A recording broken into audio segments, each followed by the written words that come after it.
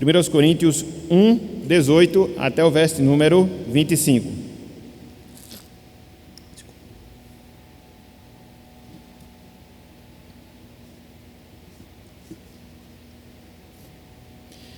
Diz-nos o seguinte, irmãos e amigos, a palavra de Deus. 1 Coríntios 1, versos 18 até o versículo número 25.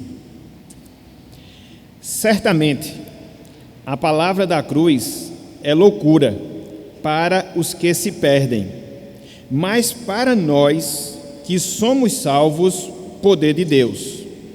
Pois está escrito: destruirei a sabedoria dos sábios e aniquilarei a inteligência dos instruídos. Onde está o sábio? Onde o escriba? Onde o inquiridor deste século? Porventura, não tornou Deus louca a sabedoria do mundo? Visto como, na sabedoria de Deus, o mundo não conheceu por sua própria sabedoria, aprove a Deus salvar os que creem pela loucura da pregação. Porque tanto os judeus pedem sinal, ou sinais, como os gregos buscam sabedoria. Mas nós pregamos a Cristo crucificado, escândalo para os judeus, loucura para os gentios. Mas para os que foram chamados, tanto judeus como gregos, pregamos a Cristo, poder de Deus e sabedoria de Deus. Porque a loucura de Deus é mais sábia do que os homens, e a fraqueza de Deus é mais forte do que os homens. Até aqui, até o versículo 25, que o Senhor nos abençoe e que Ele aplique a sua santa palavra em nossos corações. Amém. Meus irmãos, amigos, há detalhes, especificidades no processo de salvação que devem chamar a nossa atenção, que deve provocar interesse em nossas mentes, em nossos corações. Há detalhes no processo de salvação que devem chamar a nossa atenção. Dentre vários desses detalhes, existe um em especial que nós queríamos destacá-lo nessa parte inicial, nessa parte introdutória do nosso estudo na manhã de hoje. Ou seja, irmãos, amigos, o fato da pregação produzir efeitos diferentes nos seus ouvintes, naquelas pessoas que estão escutando a mensagem de Deus. Eu não sei se vocês já pensaram, eu não sei se vocês já consideraram esse fato, mas quando nós analisamos, nós vamos perceber que a experiência, ou seja, o nosso dia a dia, ela nos mostra, ela nos revela que algumas pessoas, ao escutar a mensagem da proclamação do Evangelho, ao escutar a ministração do Evangelho, elas abraçam com fé, abraçam com amor a palavra, chegando à salvação. Por outro lado, nós também percebemos que as mesmas pessoas que muitas vezes ouvem, que muitas vezes escutam a mesma pregação, elas continuam no seu caminho de indiferença, elas continuam no seu caminho de rebeldia a Deus. E aí você fica se perguntando, e aí você fica se indagando, como então nós podemos explicar esse fato? Como então nós podemos explicar essa reação distinta, essa reação diferenciada que as pessoas têm em relação à mensagem do Evangelho, a mesma mensagem que é proclamada, a mesma mensagem que é anunciada? E mais, nós podemos continuar nos indagando, por que será que diante da mesma exposição do Evangelho, alguns creem nesse Evangelho, ao passo que outros rejeitam a Cristo, rejeitam o Salvador? Como é que nós explicamos esse fato? Como é que nós explicamos esse detalhe dentro do processo que nós chamamos o processo de salvação? É sobre isso, ou pelo menos para tentar responder essa pergunta, esse questionamento, que nós iremos, meus irmãos, meus amigos, trabalhar com a graça de Deus na manhã de hoje. É por isso, irmãos, amigos, que o tema do nosso estudo na noite de hoje é a vocação eficaz. Inclusive ele foi anunciado desde o início da manhã. O tema que nós iremos abordar, O tema que nós iremos estudar hoje é a vocação eficaz. Alguns gostam de denominar esse tema através de outras expressões, chamado eficaz ou chamado irresistível, tanto faz. Eles falam da mesma coisa, eles falam da mesma realidade. Então, vocação eficaz, chamado eficaz, chamado irresistível, vai ser o tema que nós iremos considerar. Mas aí você pode se perguntar, como é que a gente pode entender inicialmente esse tema? Como é que nós podemos definir esse aspecto da salvação? Simples, meus irmãos, simples, meus amigos. Nós podemos dizer que vocação eficaz, ou chamada eficaz, ou chamada irresistível, relacionada à salvação, significa a ação soberana de Deus pelo seu Espírito, pela qual Ele, Deus, através do seu Espírito, capacita a pessoa que ouve o convite do Evangelho a responder a este convite em arrependimento, em fé e em obediência. Repetindo, a vocação eficaz é a ação soberana de Deus pelo Espírito Santo, pela qual Ele capacita a pessoa que ouve o convite do Evangelho a responder a este convite em arrependimento, em fé e em obediência. Então, a partir dessa definição, a gente já começa a perceber, a partir dessa definição, a gente começa já a entender como é que a chamada eficaz, ela se insere dentro do processo de redenção, dentro do processo de salvação. É interessante nós destacarmos, ainda nessa palavra introdutória, que alguns confundem, meus irmãos, alguns confundem, meus amigos, a vocação eficaz, que é o tema que nós iremos estudar hoje, com a regeneração, que foi o tema que nós estudamos na semana passada. Embora tanto a vocação eficaz como a regeneração, elas ocorram juntas no processo de salvação e também na mesma pessoa, embora elas tenham o mesmo autor, ou seja, Deus mediante o Espírito Santo, a vocação eficaz, quando comparada à regeneração, apresenta uma pequena diferença, apresenta uma pequena distinção. A regeneração, por exemplo, ela acontece no nosso subconsciente, naquela área da nossa mente que a gente não consegue alcançar, não consegue prescrutar. Já a vocação eficaz, não, ela se dá na nossa mente, ela se dá no nosso pensamento, ela se dá na nossa consciência, levando-nos a entender o Evangelho, levando-nos a reagir positivamente ao Evangelho em arrependimento, em fé e em obediência. A regeneração, meus irmãos, a regeneração, meus amigos, e a vocação eficaz, na verdade, elas são faces da mesma moeda, onde a regeneração, ela opera dentro das nossas vidas e a vocação eficaz, ela opera de fora, chamando o pecador à salvação. Então você percebe que é uma obra completa, onde Deus nos faz nascer de novo de dentro, ao mesmo tempo por fora, Ele nos fala da sua palavra, Ele aplica a sua palavra em nossos corações. Por isso, repito, a salvação é uma obra extraordinária de Deus, extraordinária do Senhor. Então, nessa manhã de hoje, com a graça de Deus, eu queria que nós destacássemos alguns pontos dentro desse tema, a vocação eficaz.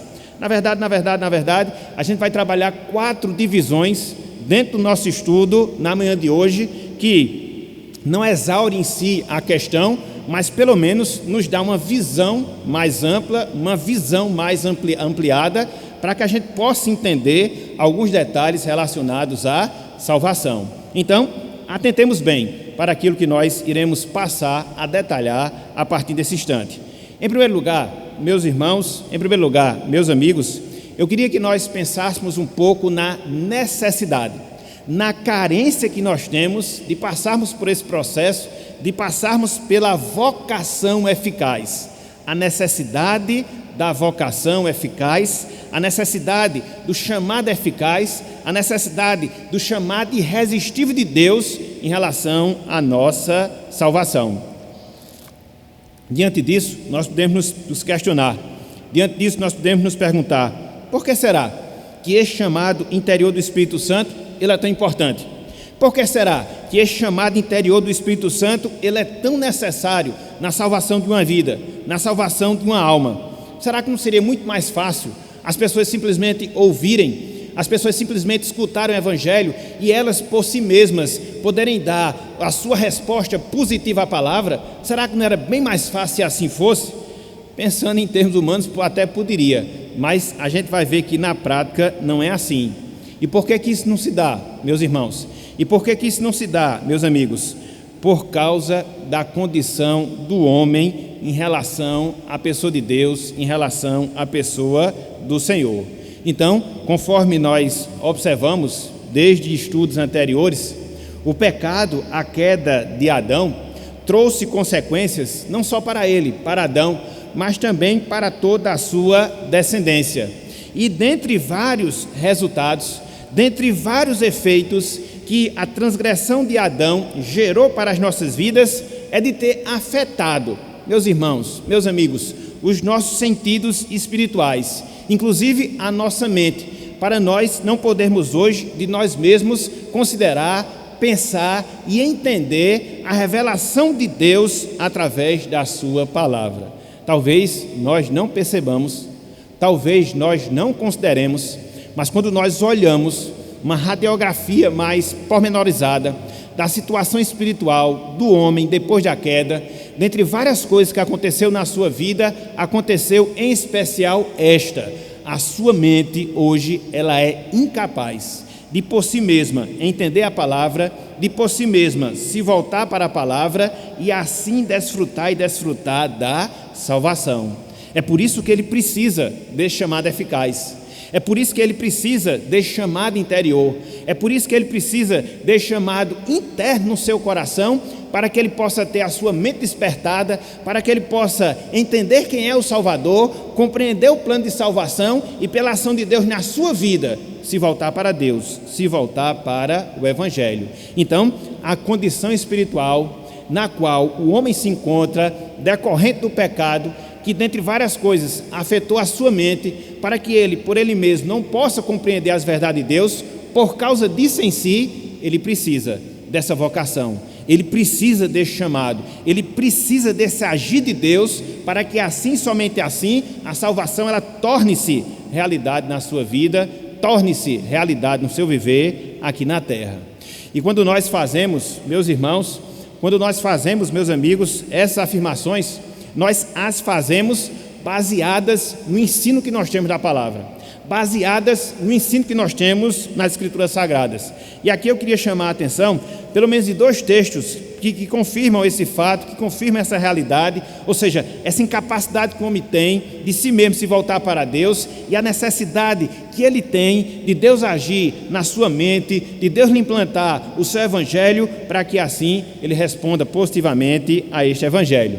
Abram, por favor, as suas Bíblias na primeira carta de Paulo aos Coríntios, capítulo 2, versículo 14. Inclusive está próximo aí do texto que nós acabamos de ler. 1 Coríntios, capítulo 2, versículo 14.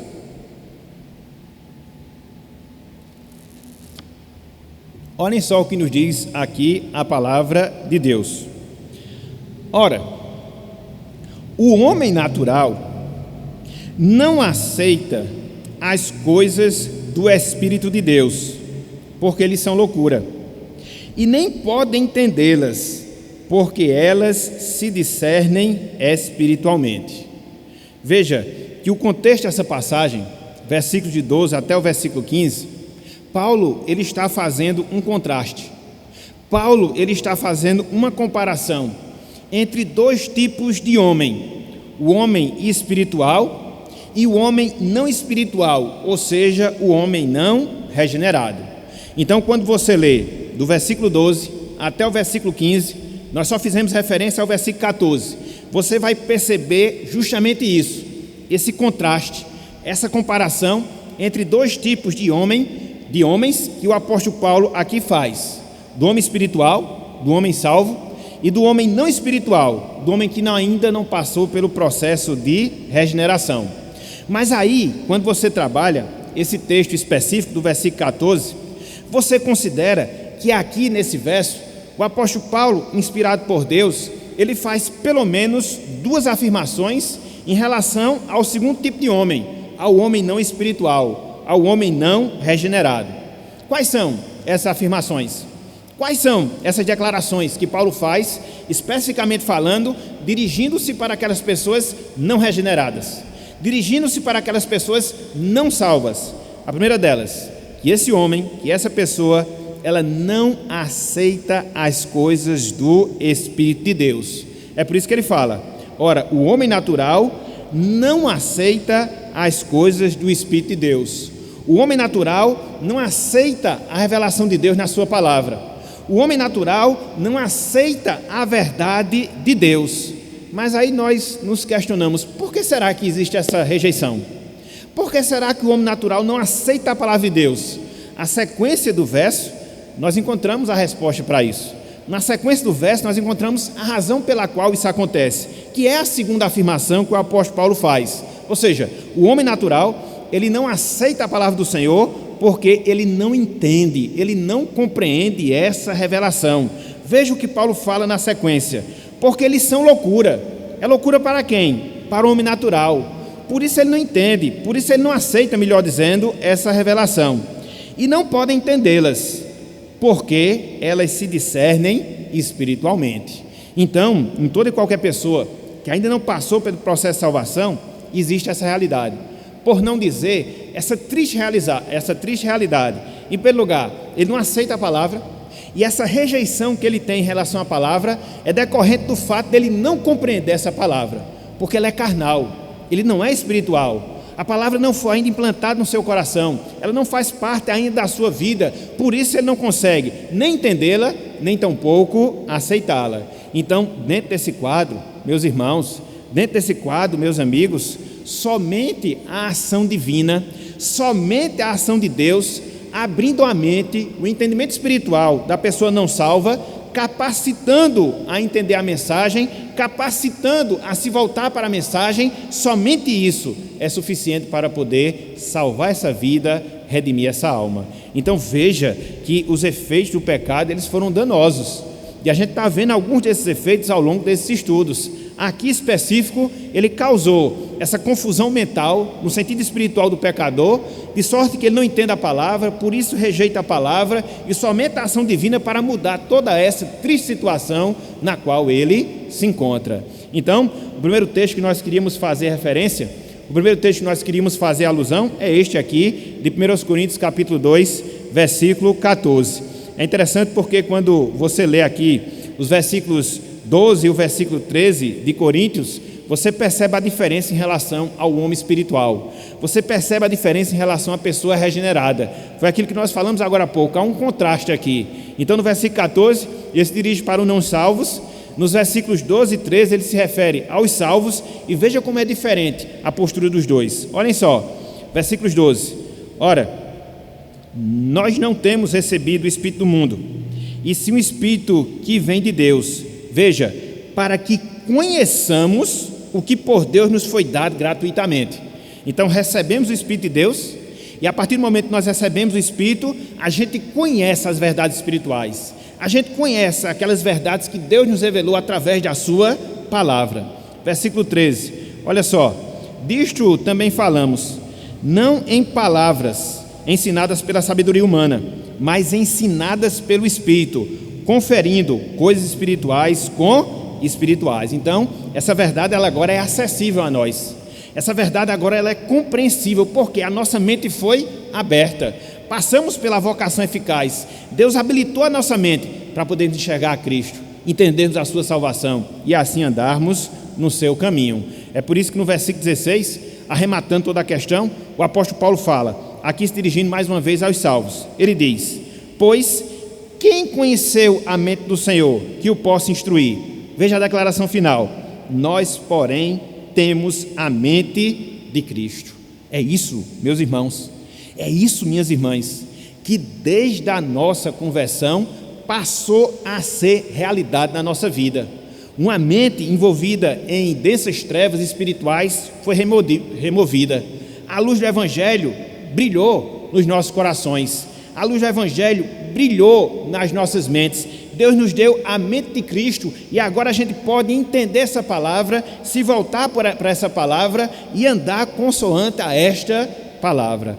O homem natural, o homem não salvo, é incapaz disso. e somente a vocação é eficaz para poder mudar a sua situação, para poder mudar a sua condição. Então, a primeira passagem que nós queríamos fazer referência dentro desse ponto é esta, 1 Coríntios capítulo 2. Mas há uma segunda passagem, pelo menos mais uma, que eu queria aqui mencionar para a gente poder aprofundar ainda mais essa questão. Abram, por favor, as suas Bíblias na carta de Paulo aos Romanos, capítulo 8. Abram, por favor, aí, carta de Paulo aos Romanos, capítulo 8.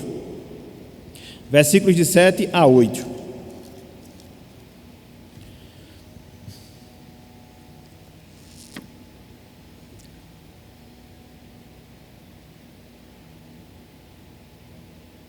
Veja o que nos diz aqui o apóstolo Paulo, Romanos 8, versículos de 7 a 8. Por isso, o pendor da carne é inimizade contra Deus, pois não está sujeita à lei de Deus, nem mesmo pode estar. Portanto, os que estão na carne não podem agradar a Deus. Aqui, irmãos e amigos, Paulo ele apresenta um pouco daquilo que é a mente humana, que Paulo chama aqui de mente carnal. Essa expressão que ele utiliza, pendor da carne, literalmente falando, significa mente carnal, mente da carne. A palavra pendor aqui tem a ver com a nossa mente, com os nossos pensamentos. Então, o que é que Paulo está mostrando através desses versos? Que a mentalidade, a mente do homem sem Deus, ela é incapaz de se sujeitar à lei de Deus. Por quê? Porque ela não compreende essa lei. É o mesmo fato que nós estávamos mencionando lá na carta de Paulo aos Coríntios. O homem, ele rejeita a palavra. O homem, ele se mantém rebelde a essa palavra porque ele não consegue entender. Ele não tem essa capacidade, ele não tem essa virtude, ele não tem esse poder de por si mesmo entender a palavra do Senhor. Por isso ele se rebela. Uma vez que ele não tem o entendimento da lei, uma vez que ele não tem entendimento da palavra, a única postura que resta para ele é fazer o quê? Rejeitar, se opor, rebelar-se a essa palavra. Então, somente um despertamento divino muda a situação. Tira esse pendor da carne que Paulo fala aqui, do pensamento da pessoa sem Deus, para que ela possa compreender, para que ela possa aceitar a mensagem do Evangelho. Veja que a salvação, como nós estamos falando várias vezes, é uma obra profunda, é uma oração profunda, e quando você começa a estudar esses detalhes na palavra de Deus, você fica boquiaberto, você fica impressionado com tantos detalhes para que nós possamos compreender uma dádiva tão grandiosa como essa, da nossa salvação em Cristo Jesus. Então, tanto esse texto aqui de Romanos capítulo 8, como também o texto de 1 Coríntios capítulo 2, nos mostram uma verdade. Que verdade? Somente, meus irmãos, somente, meus amigos, a vocação eficaz, ela pode dar a compreensão ao pecador para que assim ele possa chegar à salvação. Somente a vocação eficaz irá reverter o quadro de insensatez espiritual que a queda lhe proporcionou e que impede, infelizmente, de aceitar a vida eterna. Então, por causa disto, repito, é necessário.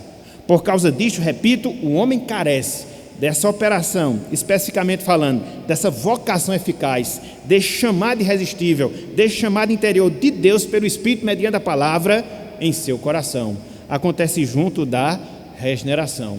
Na verdade, todas as obras que nós estamos estudando aqui relacionadas à salvação, e vamos estudar outras como conversão, arrependimento, fé, justificação, santificação, elas acontecem num só instante.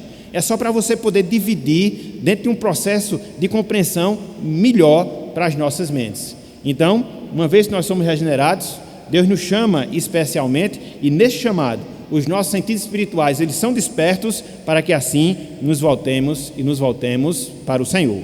Portanto, esse era o primeiro ponto que nós queríamos destacar na manhã de hoje, a necessidade da vocação eficaz. Mas não só isso. Em segundo lugar, meus irmãos, meus amigos, eu queria que nós considerássemos a base bíblica da vocação eficaz. Em segundo lugar, eu queria que nós considerássemos a base bíblica da vocação eficaz. Meus irmãos, meus amigos, quando nós olhamos para as Escrituras, quando nós olhamos para a palavra de Deus, nós percebemos com facilidade, nós percebemos com clareza o ensino que Deus nos faz sobre esse chamado especial de Deus que ocorre no processo da nossa salvação. E aqui eu separei alguns textos, pelo menos 1, 2, 3, 4, para que nós possamos considerá-los. Caso demoremos, nós consideramos 3 e depois quem quiser pode pegar o material conosco. Então, vamos começar a estudar, vamos começar a ver nas Escrituras esse trabalho especial de Deus, esse chamamento especial de Deus, essa convocação que Deus faz, íntima, pessoal, no coração do pecador, habilitando espiritualmente para que ele possa entender e se chegar ao Evangelho. Em primeiro lugar, eu queria chamar a atenção a um texto do Antigo Testamento, livro do profeta Jeremias, capítulo 31. Abram, por favor. Livro do profeta Jeremias, capítulo 31.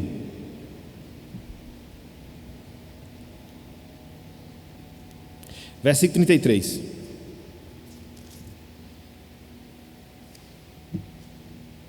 Na verdade, para a gente entender melhor, desde o versículo 31, mas eu vou ler apenas o versículo 33, depois os irmãos podem complementar essa leitura por causa do tempo. Veja o que diz a palavra, Jeremias 31, 33. Promessa de Deus: porque esta é a aliança que firmarei com a casa de Israel, depois daqueles dias, diz o Senhor, na mente, prestem atenção, lhes imprimirei as minhas leis, também no seu coração lhas inscreverei, eu serei o seu Deus e eles serão o meu povo. Então, o que é que Jeremias fala aqui? Ele fala de um dado momento em que Deus iria inscrever a sua lei, tanto na nossa mente, como também no nosso coração. A pergunta que a gente faz é: todos passam por esse processo? Todos experimentam da inscrição da lei de Deus na sua mente, no seu coração? Não. Somente alguns, onde pela pregação da palavra, Deus age nas suas vidas e as traz ao seu convívio, as desperta no sentido espiritual. Essas são as pessoas com as quais Deus fez aliança. Essas são as pessoas que foram salvas, estão sendo salvas e serão salvas por essa operação íntima, por essa operação pessoal de Deus nessas vidas e nesses corações. É por isso que nós percebemos diferentes reações em relação à palavra.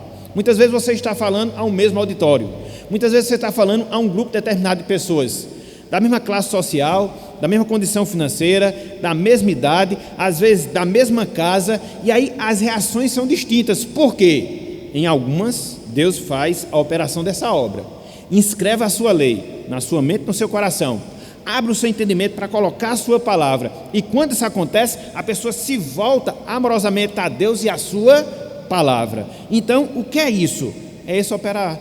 O que é isso? É essa operação pessoal, particular, poderosa que Deus ele faz na vida daquelas pessoas que Ele destina para a salvação. Veja, meus irmãos, que é tudo uma sequência, é todo um processo. Aqui não são aquelas pessoas aleatoriamente, mas sim aquelas pessoas que foram eternamente separadas por Deus para a salvação, unidas a Cristo, e no tempo elas passam por esse processo. Elas são chamadas, convocadas pessoalmente, elas têm a lei de Deus aplicadas em suas mentes, em seus corações, inscritas neles. Para quê? Para que eles se voltem para Deus. Para quê? Para que eles se voltem para o Senhor.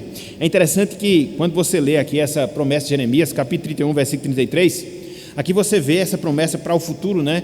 Mostrando a operação que Deus iria fazer em termos internacionais, através da obra de Cristo, da pregação da graça, e você vai perceber que o apóstolo Paulo faz menção a essa profecia como uma realidade que foi cumprida no seu ministério, de maneira específica, foi cumprida através da vida dos coríntios. Abram, por favor, aí, 2 Coríntios, capítulo 3. E aqui a gente estende, não só aos coríntios, né, mas a todos nós. Essa promessa aqui de Jeremias já é uma realidade na nossa vida. Se somos salvos hoje, foi porque ela se tornou essa realidade. E Paulo faz essa descrição quando escreve a sua segunda carta aos Coríntios, capítulo 3, versículos 2 e 3. Lembre-se do que o profeta Jeremias falou, né?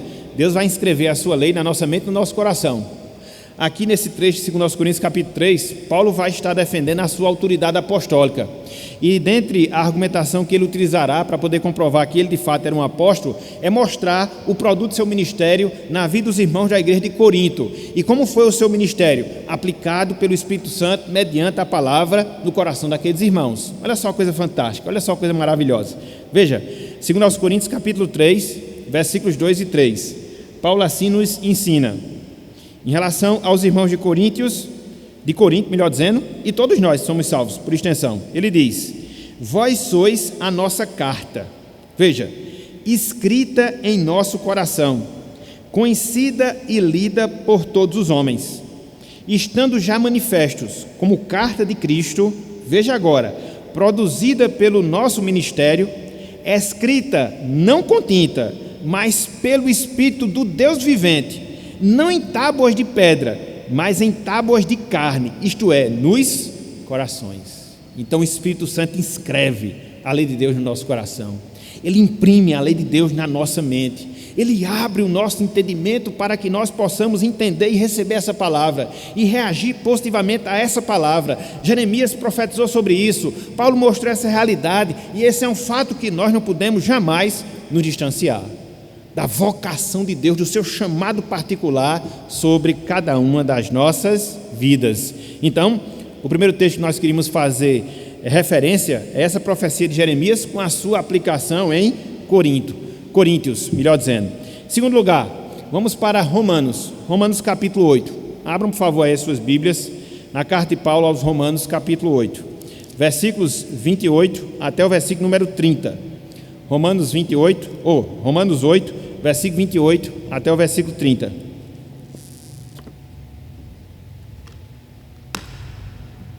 Veja o que nos diz aqui a palavra do Senhor. Verso 28. Sabemos que todas as coisas cooperam para o bem daqueles que amam a Deus. Veja, daqueles que são chamados segundo o seu propósito. Versículo 29.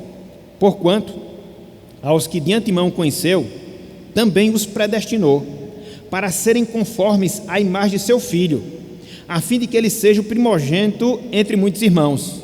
Versículo 30. E aos que predestinou, a esses também chamou. E aos que chamou, a esses também justificou. E aos que justificou, a esses também glorificou. Irmãos, a gente tem uma coisa fantástica aqui nesse trecho de Paulo. Dentre várias coisas, Paulo ele resume as etapas que estão presentes no processo da nossa salvação, desde toda a eternidade até toda a eternidade. Aqui a gente vê todo o processo sendo descrito por Paulo, sendo descrito pelo apóstolo. Ou seja, desde a nossa eleição, que foi na eternidade, até a nossa glorificação, que também será lá na eternidade. E aqui há uma palavra muito peculiar que o apóstolo Paulo faz referência, onde deve chamar a nossa atenção.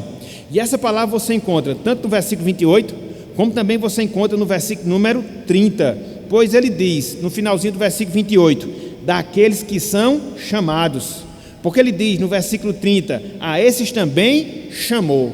Quem são essas pessoas? São os salvos. Quem são essas pessoas? São os predestinados. Quem são essas pessoas? São aquelas que são justificadas. Quem são essas pessoas? São aquelas que serão glorificadas. Então, foram pessoas que passaram por esse processo, desse chamado particular, pessoal e poderoso de Deus em suas vidas. Até porque, meus irmãos, a gente não pode aplicar esse fato aqui, os ensinamentos desse verso, a todas as pessoas completamente. Porque nós observamos que nem todas são justificadas. Nós observamos que nem todas amam a Deus. Nós observamos que nem a todas as coisas cooperam na sua vida. Não, somente dos salvos, somente das pessoas que foram chamadas. Nem todos são chamados a conformidade com a imagem de Cristo. Então, isso mostra que esse chamamento que o apóstolo Paulo está fazendo menção, não só é o chamar, que muitas vezes a gente faz quando prega de maneira completa as pessoas, chamando-as a arrependimento. Esse chamado aqui é muito mais pessoal. Esse chamado aqui, ele é muito mais específico. Esse chamado aqui é um chamado muito mais eficiente e eficaz, porque traz a pessoa a todo esse processo de salvação que se iniciou na eternidade e que será consumado também na eternidade. Então, os chamados aqui que Paulo ele faz menção é muito mais do que aquele chamado geral que nós fazemos para que as pessoas se arrependam e se voltem para o Evangelho. Aqui é o chamado particular, interior, o chamado eficaz de Deus no coração, salvando e salvando o pecador. Então, de um lado você tem a profecia de Jeremias, capítulo 31, de outro lado você tem Romanos, capítulo 8, mas vamos seguir mais? Mais uma vez, vamos voltar para o texto de 1 Coríntios, capítulo 1. A gente fez essa leitura no início e eu queria, pelo menos em parte, considerá-la novamente. 1 Coríntios, capítulo 2, capítulo 1, melhor dizendo.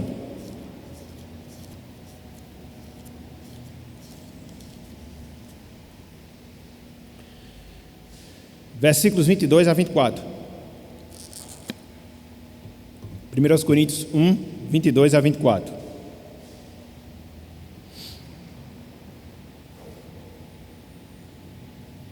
Veja o que nos diz aqui a palavra do Senhor.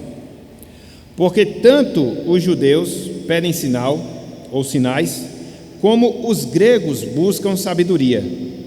Mas nós pregamos a Cristo crucificado, escândalo para os judeus, loucura para os gentios. Mas para os que foram chamados, tanto judeus como gregos, pregamos a Cristo, poder de Deus e sabedoria de Deus. O que é que Paulo faz aqui, meus irmãos? O que é que Paulo faz aqui, meus amigos? Ele faz, mais uma vez, um contraste, uma diferença. Em relação ao comportamento dos incrédulos, aqui composto não só de judeus, mas também de gregos, e também o comportamento dos salvos, que também são extraídos tanto dos judeus como também dos gregos, mas dos salvos aqui com uma especificação. Esses salvos, eles foram chamados por Deus diante da pregação, ou mediante a pregação da mensagem da cruz. Conforme Paulo fala aqui nessa passagem, para essas pessoas, para esses salvos, para essas pessoas que foram chamadas, a mensagem serviu de instrumento para que Deus operasse nas suas vidas a sua salvação. Essas pessoas, elas não se escandalizavam com a mensagem da cruz. Alguns judeus sim, alguns gregos também sim. Alguns gregos a viam como insensatez, alguns judeus a viam como um escândalo, mas para aquelas pessoas que foram chamadas por Deus, não. Essa mensagem era poderosa. Essa mensagem era poderosa porque ela proporcionava a salvação de Deus em Cristo Jesus. Então, esses chamados aqui não são aquelas pessoas que ouvem geralmente a palavra. Esses chamados aqui são aquelas pessoas que, quando ouvem a palavra, têm a aplicação dessa palavra nos seus corações, nas suas mentes. Acontece com elas o que aconteceu, o que Jeremias ali falou. Deus imprime a sua palavra na mente e no coração dessas pessoas. Por isso elas não se escandalizam com a mensagem da cruz. Os judeus sim, os gregos sim, hoje muitas pessoas também sim, mas quando nós somos chamados, quando Deus nos convoca, Ele muda o nosso entendimento e faz com que nós abracemos essa mensagem da cruz, que torna-se para nós o quê? O poder de Deus, o poder salvador de Deus. Veja que se não é isso que o apóstolo Paulo fala no versículo 18, olhem só o que ele fala aqui, 1 Coríntios 1,18. Certamente a palavra da cruz é loucura para os que se perdem, para um determinado grupo de pessoas, mas para nós, quem são essas pessoas? Que somos salvos. A mensagem da cruz é o quê? Ela é o poder de Deus. No versículo 24, mas para os que foram chamados, tanto judeus como gregos, pregamos a Cristo, poder de Deus e sabedoria de Deus. Então é o chamado, meus irmãos, é o chamado, meus amigos, que Deus nos faz através da salvação, para a salvação, através da pregação da sua palavra. Então, mais uma vez, a gente tem confirmado esse ensino aqui da parte de Deus. Em outro lugar, dentro desse ponto, eu queria trabalhar um outro texto. Segunda carta de Pedro, capítulo 1. Abram, por favor. Segunda carta de Pedro, capítulo 1.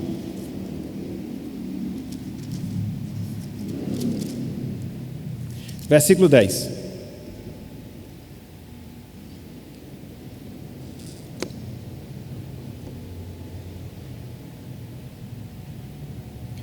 Diz o seguinte a palavra do Senhor.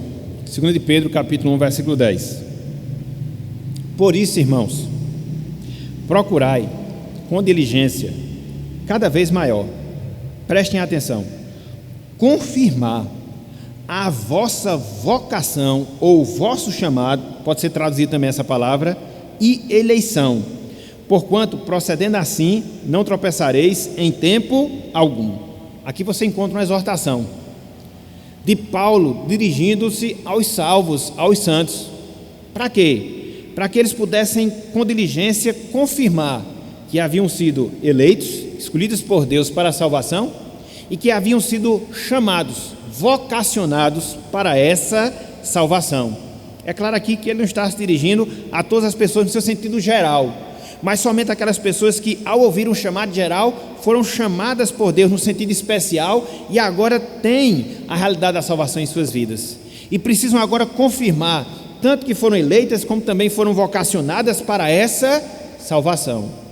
Essas pessoas, elas não são quaisquer pessoas. Não, muito pelo contrário. Até porque quando você analisa o contexto dessa passagem, em especial quando você considera do versículo 5 até o versículo 7, você percebe que essas pessoas, elas receberam as virtudes espirituais para que elas pudessem confirmar tanto a sua vocação como também a sua eleição. E isso não acontece com todas as pessoas. Olha só que coisa fantástica Pedro ele fala no contexto anterior, versículo 5, versículo 6 e versículo 7.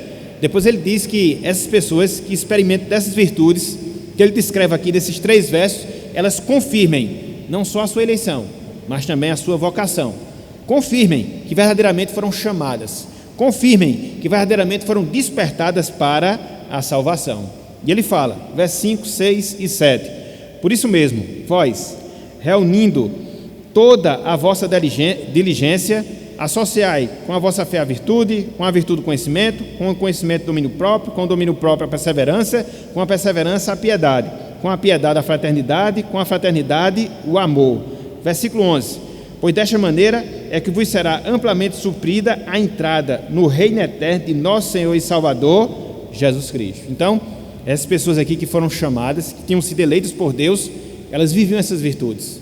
Elas precisavam desenvolver essa virtude. E ao desenvolver essas virtudes, elas confirmariam que foram chamadas e eleitas por Deus para a salvação. Então, meus irmãos, meus amigos, a partir dessas referências, e poderíamos colocar outras, nós aprendemos um fato. Que fato? Desconsiderar esse chamado especial de Deus para a salvação, desconsiderar a vocação eficaz de Deus para a salvação, é desconsiderar alguns ensinos que nós temos na palavra de Deus, alguns ensinos que nós temos na palavra no Senhor. Através da própria Escritura, através da própria palavra, a gente percebe que há sim um chamado, a gente percebe que há sim uma vocação especial que Deus realiza, chamando as pessoas para a sua salvação.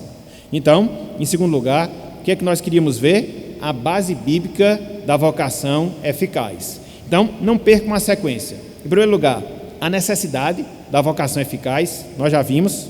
Em segundo lugar, a base bíblica da vocação eficaz, nós também já vimos. Em terceiro lugar, eu queria que nós considerássemos, a partir de agora, a operação divina na vocação eficaz. A operação divina na vocação eficaz. Meus irmãos, meus amigos, o chamado eficaz para a salvação está dentro de um processo que se inicia e se encerra em Deus. Preste atenção a essa verdade, preste atenção a esse fato. O chamado eficaz de Deus para a salvação está dentro de um processo que se inicia em Deus e que termina, se encerra em Deus. Inicialmente, o que é que Deus faz? Ele nos convoca, a nós que somos salvos, a proclamar, a anunciar a sua palavra a todos completamente, a todos indistintamente. Foi aquilo que nós vimos no estudo anterior, salvo engano, há 2 domingos, do chamado do Evangelho. Então Deus faz essa convocação, Deus faz esse chamado para nós propagarmos, para nós falarmos, para nós proclamarmos a sua palavra. Na medida em que isso acontece, na medida em que nós estamos proclamando a palavra, na medida em que nós estamos falando do Evangelho, o passo seguinte de Deus em algumas pessoas é que ele gera vida espiritual, para que as pessoas possam ouvir, não no sentido apenas de escutar, mas ouvir no sentido de entender a palavra, e assim poderem reconhecer Cristo e a sua salvação. E por que isso se dá? Porque Deus opera mais uma vez. Deus, ele reativa os sentidos espirituais, que foram atingidos pelo pecado, para que a pessoa possa ter essa compreensão, para que ela possa ter esse entendimento, perceba Cristo, o Salvador, aceita a sua salvação e se volte em fé e em arrependimento. É isto que nós chamamos em si da vocação eficaz. É a finalização de todo esse processo, que começa em Deus e se encerra em Deus. Deus nos chama para pregar, pregamos a palavra, e ao pregarmos a sua palavra, no momento em que nós anunciamos a sua palavra, Ele vai operando particularmente em algumas vidas, Ele vai operando particularmente em alguns corações, reativando os sentidos espirituais, a sua mente, para que as pessoas possam entender, enxergar o Evangelho, reconhecer Cristo e, enfim, abraçar a sua salvação. Olhem só, meus irmãos, olhem só, meus amigos, como Cristo ele falou de maneira bem resumida esse processo. Abram, por favor, Evangelho de João, capítulo 10. Evangelho de João, capítulo 10.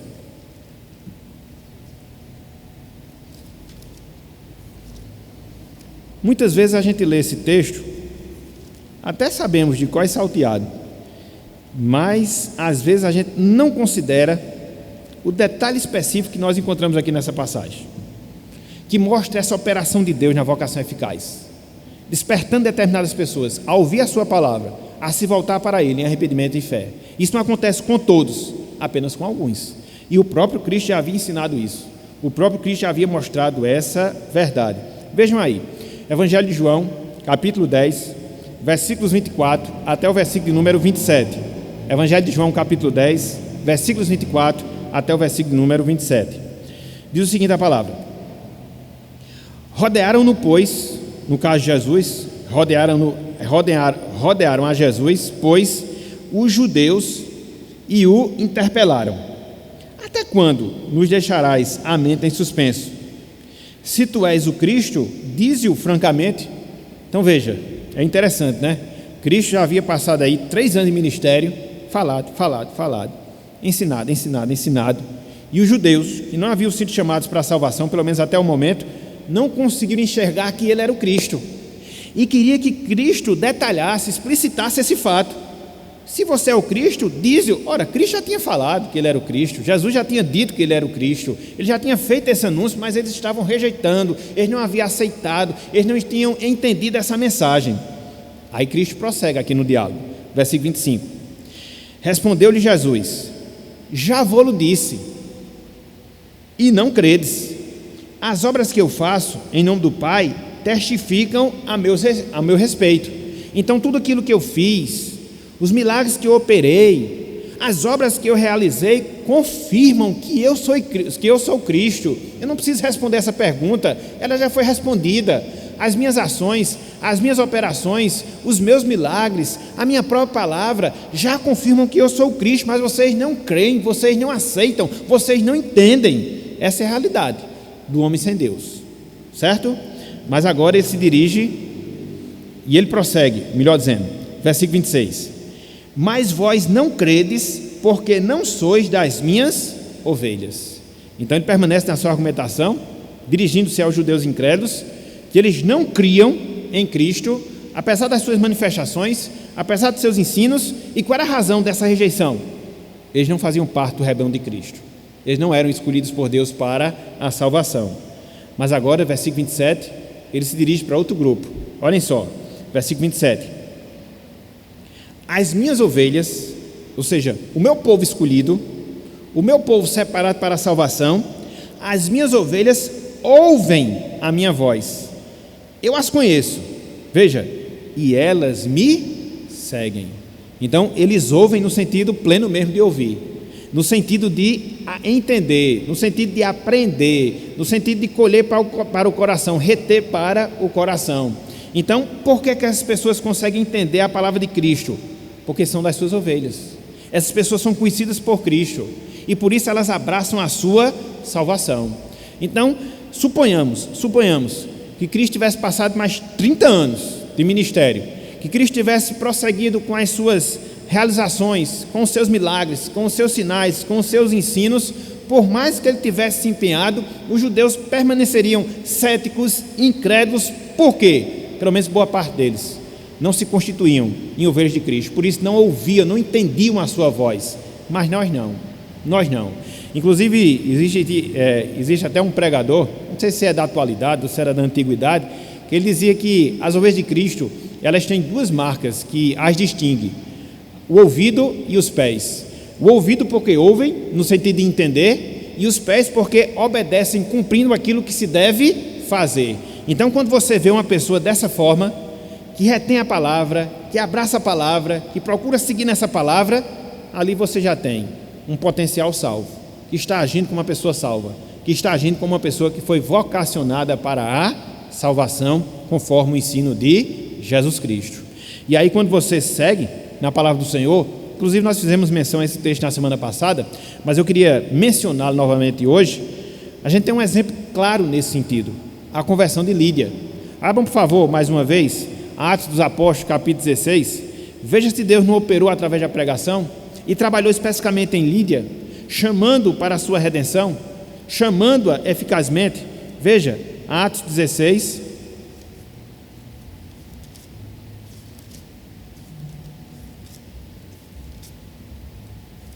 versículos 14 e 15.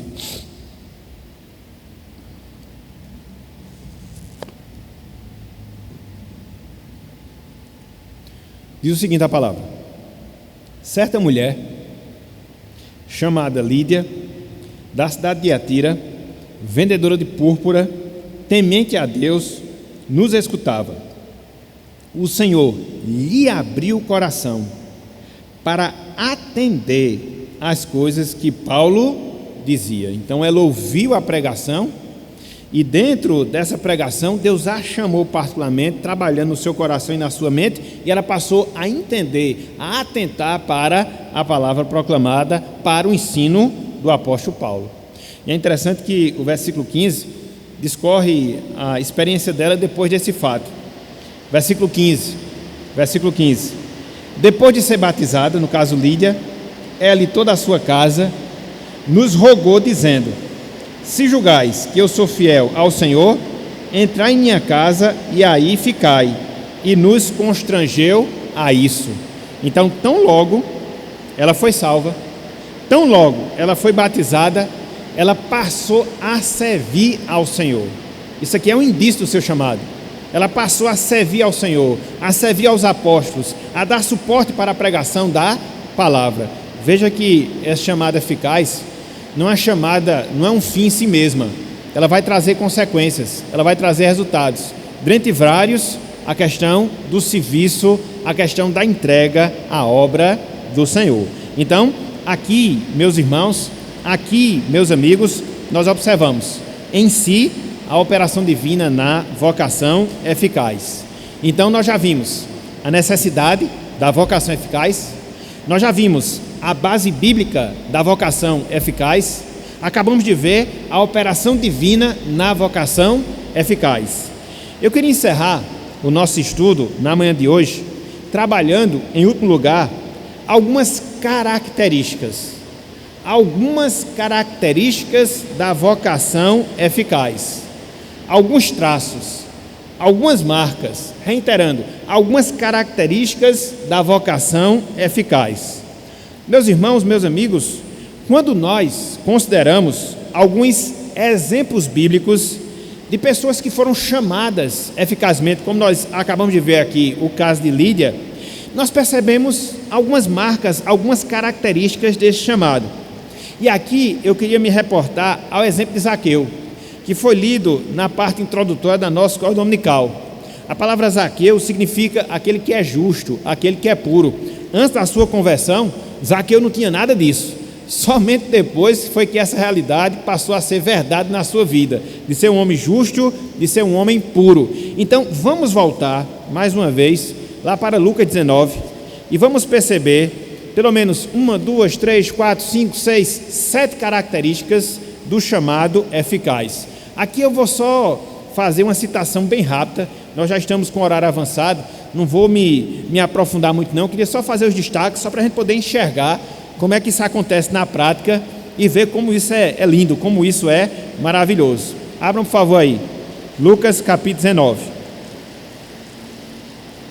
Nós estamos agora com o som ambiente da chuva. Eu não sei se os irmãos e amigos em casa escutam, mas é um som muito bom mesmo. Lucas 19. O que é que nós vemos aqui nessa passagem? Conforme eu falei, 7 características, 7 marcas do chamado eficaz. O primeiro deles, meus irmãos, meus amigos, é que esse chamado eficaz, esse chamado irresistível, esse chamado interior que Deus realiza no coração do pecador quando o regenera, é um chamado eletivo. É um chamado eletivo. É um chamado decorrente da escolha que Deus faz para a salvação. Não é um chamado assim aleatório, pegando assim a ermo. Não, jamais. Mas é um chamado específico daquelas pessoas que foram separadas, eleitas por Deus para esse chamado, para essa salvação. E quando nós olhamos esse trecho aqui da conversão de Zaqueu, capítulo 19, versículo 1, de maneira específica no próprio versículo 1, você já percebe isso. Olhem só o que nós temos aqui, ó.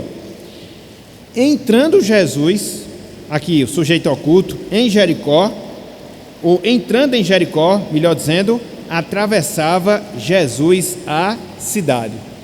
O que é que isso tem de mais? O que é que isso tem de tão importante? Simples, meus irmãos. Cristo ele estava fazendo a sua última viagem para Jerusalém. A viagem na qual, quando lá chegasse, ele iria morrer em favor dos nossos pecados. E o trajeto que Cristo estava fazendo, nem era necessário ele passar em Jericó. Jericó ficava perto da cidade de Jerusalém. No máximo, ele podia passar por fora da cidade. E ele chegaria ao seu destino final, que era a cidade de Jerusalém. E aqui nos diz a Bíblia que ele atravessou a cidade. Passou pelo meio da cidade. Por quê? Ali havia uma vida. Ali havia um homem chamado Zaqueu, que foi escolhido por Deus, separado por Deus, e que este homem teria que obrigatoriamente experimentar da salvação. Então veja que o chamado de Deus não acontece aleatoriamente. Ele segue um plano, um roteiro. Ele é fruto da escolha de Deus para a salvação. Zaqueu era essa pessoa. E por isso Cristo tinha que passar em Jericó. Mas não só passar em Jericó, ele tinha que atravessar a cidade para poder encontrar-se com Zaqueu e assim conceder-lhe a sua salvação.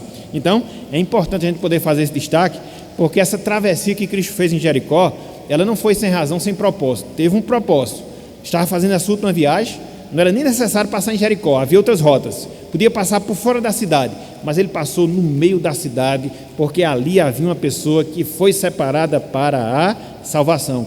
Por isso que o chamado eficaz é um chamado eletivo. Mas não só isso. O chamado eficaz, em segundo lugar, é um chamado gracioso. O que é graça? É o favor imerecido de Deus. E quando nós olhamos a pessoa que Cristo faz o chamado para a salvação aqui nesse texto, a gente percebe facilmente esse fato. A gente percebe facilmente essa realidade.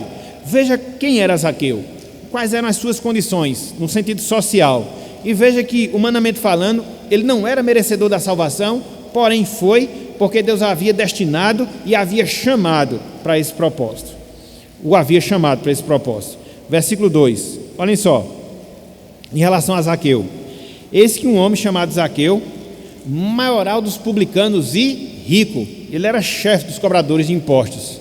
E os judeus, eles tinham ojeriza aos cobradores de impostos, aos publicanos, porque eles eram considerados traidores da nação. Porque muitas vezes eles usavam de meios ilícitos para poder extorquir as pessoas e assim poder tirar mais delas os impostos. E aí eles eram considerados inimigos dos judeus. E foi justamente a uma pessoa assim que Cristo chamou para a salvação de maneira graciosa. Foi um favor imerecido, como aconteceu a cada um de nós. Como aconteceu a cada um de nós. Nós não éramos bons, em nenhum sentido da palavra, mas Deus nos chamou, porque o seu chamado é um chamado gracioso. Além disso, além de eletivo, além de gracioso, esse chamado eficaz de Deus, ele é um chamado específico, ele é um chamado pessoal. Versículo 5, parte A. Olhem só o que nos diz aqui a palavra do Senhor. Versículo 5, parte A. Quando Jesus chegou àquele lugar, Olhando para cima, disse-lhe: Zaqueu, desce depressa. Veja que Cristo estava no meio de uma multidão. Havia muitas pessoas mesmo, mas existia uma pessoa ali que Cristo chama pelo nome, que é justamente Zaqueu. Por quê? Porque o chamado de Deus é um chamado pessoal. Falamos e pregamos às pessoas indistintamente, e em meio à pregação que nós fazemos, Deus fala pessoalmente, particularmente a determinadas pessoas, aplicando a sua palavra, aplicando o seu evangelho, assim como aconteceu com Zaqueu. O chamado é pessoal, ele tem nome. O chamado é pessoal, ele tem endereço. E é o que aconteceu com Zaqueu e é o que acontece a cada um de nós. Mas não só isso. Esse chamado eficaz é um chamado soberano. Versículo 5 ainda. Olhem só o que diz aqui a palavra. Quando Jesus chegou àquele lugar, já vimos, olhando para cima, disse: Zaqueu. E agora prestem atenção: desce depressa, pois me convém ficar hoje em tua casa. Cristo não deu nenhuma alternativa a Zaqueu. Zaqueu, me escolha ou não?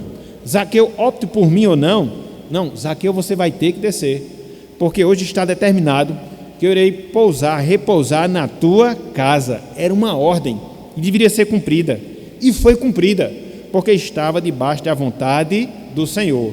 Mas aí você pode perguntar: então Zaqueu foi constrangido a isso?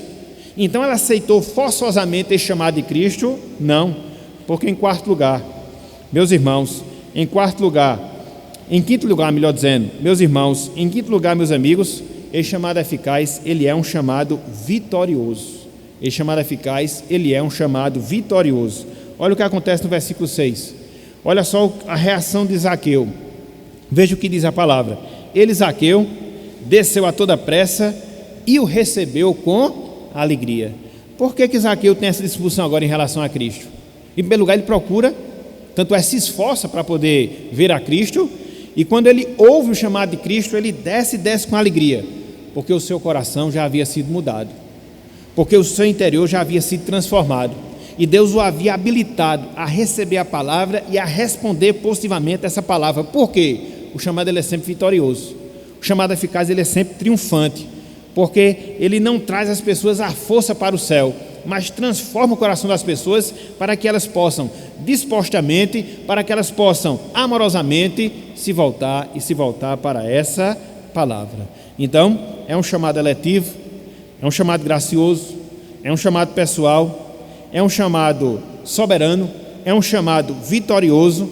Em sexto lugar, é um chamado transformador. Veja o que nos diz aí o versículo número 8. Entre mentes, Zaqueu se levantou e disse ao Senhor: Senhor, resolvo dar aos pobres a metade dos meus bens, e se em alguma coisa tenho defraudado alguém, restituo 4 vezes mais. Zaqueu respondeu dessa forma porque alguns judeus criticaram o fato de Cristo se hospedar na sua casa. E aí, diante daquele constrangimento, Zaqueu responde, e na sua resposta a gente vê a transformação que Deus, pela palavra de Cristo, havia operado na sua vida. Se antes ele era uma pessoa desonesta, se antes ele era uma pessoa desumana, se antes era uma pessoa que extorquia os demais, agora não. E ele dá mostras do seu arrependimento, em virtude da disposição que ele tem de devolver parte dos seus bens e restituir aquilo que ele tinha enganado as pessoas. É interessante que ele fala em restituir 4 vezes mais. A lei de Deus exigia apenas a restituição sobre 20% daquilo que você tinha roubado. Então ele vai muito mais do que a lei exigia. Por quê? Ele experimentou transformação, ele experimentou mudança, ele não era mais aquela mesma pessoa, ele saiu completamente transformado daquela circunstância, daquela experiência. E o chamado eficaz muda as pessoas. Se antes você vivia no pecado, se antes você abraçava o pecado, se antes você vivia após as inclinações carnais, a partir do momento que Deus opera essa mudança, que Ele lhe chama para a salvação, há uma mudança completa. Como diz na linguagem popular, da água para o vinho. Então, é o que também acontece na vida de cada um daquelas pessoas que são salvas. E por fim, o chamado, ele é um chamado eficaz. Versículo 9. Olha só o que diz aqui a palavra. Então, Jesus lhe disse: hoje, depois que passou-se todo esse processo, houve salvação nesta casa, pois que também este, no caso, Zaqueu, é filho de Abraão. Num sentido carnal, Zaqueu já era filho de Abraão, né? Porque ele descendia ali de Abraão. Mas a descendência a qual Cristo faz menção não é a descendência física, mas sim a descendência espiritual. Zaqueu tinha agido com fé, assim como Abraão. E nesse instante a salvação se tornou realidade, porque o chamado é eficaz. Quando ele se propõe a chamar alguém, quando ele se propõe a convocar alguém, esse alguém virá. Não contra a sua vontade, não constrangido, mas porque juntamente com esse chamado, através da regeneração, Deus vai mudar o coração do pecador para que ele voluntariamente abrace a palavra. Então, pelo menos 7 características do chamado eficaz. Ele é eletivo, ele é gracioso, ele é pessoal, ele é soberano, ele é vitorioso, ele é transformador, ele é eficaz. Características do chamado eficaz. Então, na manhã de hoje, meus irmãos, meus amigos, nós vimos 4 pontos relacionados ao chamado eficaz. Em primeiro lugar, a necessidade desse chamado. Em segundo lugar, a base bíblica desse chamado. Em terceiro lugar, a operação divina nesse chamado. E em quarto lugar, algumas características desse chamado eficaz. E como é que nós queríamos encerrar o nosso estudo na manhã de hoje? Trazendo algumas aplicações. Em primeiro lugar, para nós que somos salvos. E, em segundo lugar, para aquelas pessoas que nos assistem ou que nos assistirão, que ainda não experimentam da salvação. Para nós, meus irmãos, minhas irmãs, diante de tudo isso que nós colocamos, diante de tudo isso que nós expusemos, pelo menos há 2 lições que nós precisamos entender. A primeira delas, nós devemos entender que precisamos apenas sermos fiéis na pregação da palavra, pois Deus se encarregará do resto para levar adiante o processo de salvação. Nós precisamos apenas ser fiéis na pregação da palavra e Deus há de operar, Deus há de agir, Deus há de trabalhar no coração do pecador, transformando e fazendo com que ele receba essa palavra. Às vezes a gente quer se colocar no lugar de Deus, né? Às vezes a gente quer realizar o papel do Espírito Santo. Às vezes a gente quer convencer a pessoa. Não podemos. Só existe uma coisa que a gente deve fazer: se dispor a pregar, e ao pregar, sermos fiéis. Não anunciarmos palavras apenas para agradar as pessoas, não anunciarmos a palavra apenas para massagear o ego das pessoas. Não, fale a situação espiritual na qual as pessoas se encontram. Mostre o amor compassivo de Deus, sua graça, sua salvação. Mostre a necessidade que as pessoas têm de abraçar essa salvação, sabendo que elas não vão fazer isso por si mesmas, mas Deus há de operar, Deus há de agir, porque o Espírito Santo ele opera mediante a pregação da palavra e somente mediante a pregação da palavra, seja ela lida, seja ela ouvida, seja ela anunciada. Então, sejamos fiéis, e Deus há de fazer o resto no processo da salvação. Na verdade, Ele faz tudo, né? A gente só tem essa participação aqui de ser instrumento, o resto, do início ao fim, é Ele que vai operando. Então, a primeira aplicação ou a primeira lição para nós.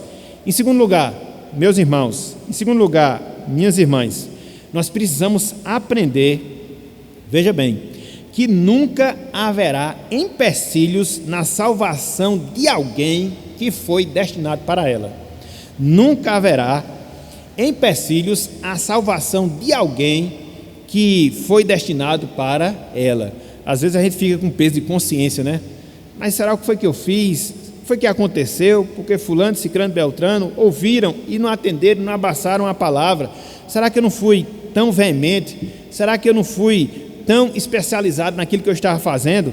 Ou será que aconteceu alguma coisa que afastou aquela pessoa da salvação? Não.